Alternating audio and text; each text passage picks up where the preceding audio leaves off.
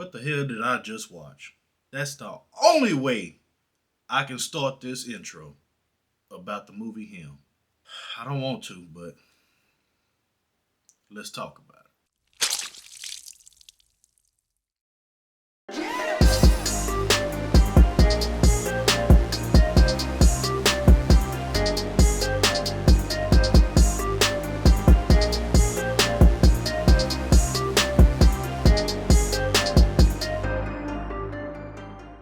What's going on? It's Trey here. Since you found me, you might as well follow.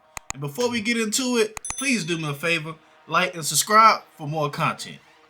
And today we're going to be talking about the newly released film Him, directed by Justin Tippin and produced by Monkey Paws Productions. And if you're not familiar with Monkey Paws Productions, and big deal behind this movie is because Monkey Paw Productions is a part of Jordan Peele's production company.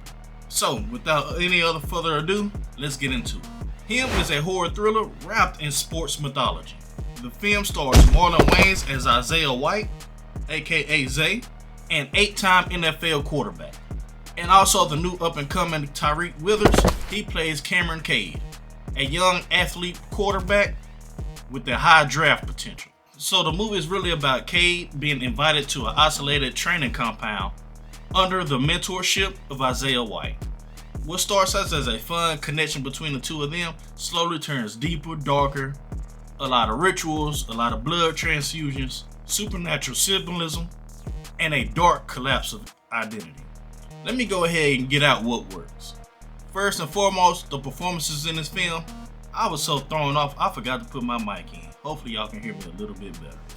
But first and foremost, the performances in this film by the only two people that you really should be acknowledging is Marlon Wayans and Tyriq Withers. In this film, Marlon shows a darker side here. And that boy nails it. Every scene he's in, he commands it with authority and shows that he is much more than a comedian. He's been in the game for decades, and this movie here shows you exactly why. But don't get me wrong, Tyriq Withers is right there with him neck and neck. He gives it his all, and you can see that translated while he's on screen. He's definitely a rising actor to keep your eyes on. But the frustrating part to me is that they're locked in this film, and you can tell those two took it seriously. But it's sad to say that the rest of the film didn't take itself so seriously. Also, the cinematography and the visuals in this film works as well for me. I give credit where it's due, and this film here is shot very well. Aside from some random B-roll choices that this film decided to put in, and some overly dark sets, the cinematography and production design are ambitious. You can tell Justin Tippin pays attention to the little things that was going on in this film. And you had to be too in order to catch it.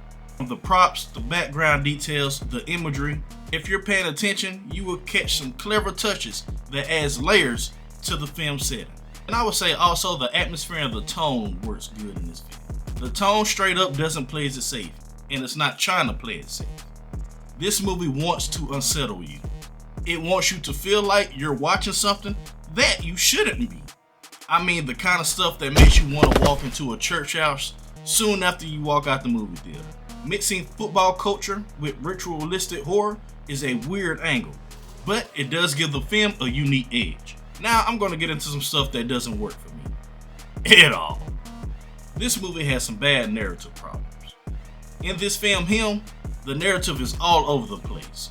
Him wants to be disturbing, symbolic, and thematic, but it never balances those elements. Some of these films feel stitched together mid-production. And by the end of this film, I'm not gonna lie to you, I honestly had no idea what the point of this movie was, or what the point was. It could have just chosen one lane and did great at it. But this film felt like it was being rewritten as it was going.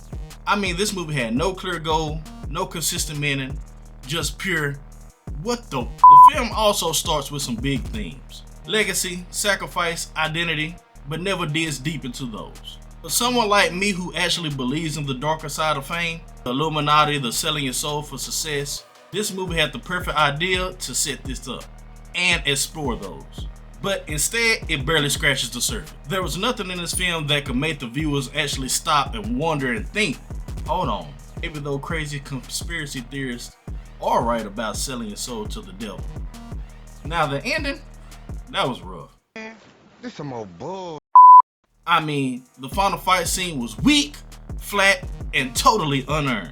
It had no tension, no emotion, and hell, honestly, by the time we got to that point, I didn't give a hell if Isaiah or Cameron lived because I didn't care about either one of them. I mean, their arcs and their character building had no depth. We don't know Cameron well enough beyond his ambition, and we don't know Isaiah beyond his 8-time champion backstory. And without that development, the payoff just feels flat. But my final thoughts, when it's all said and done, him left me scratching my head. It's ambitious, it's bold, and the visuals are something striking. But ambition without clarity doesn't work. The only thing in this film worth praising is Marlon and Tyriq's performances and some of the visuals. And outside of that, it's a story with no center and no satisfying payoff. And after watching him, I'm going to have to give him a 5.5 out of 10. So yeah, I'll watch this so you don't have to. But if you want to, don't expect much. But let me know in the comments below if you all seen this film and what you all think of it. Did you like it, or am I just being too harsh? But if you made it to this end of the video, I greatly appreciate you. Go ahead, like and subscribe on your way out. It greatly helps the channel. And also be sure to follow for any more movie news, reviews, or anything of that nature, because it's possible. If you've seen it, I've seen it too.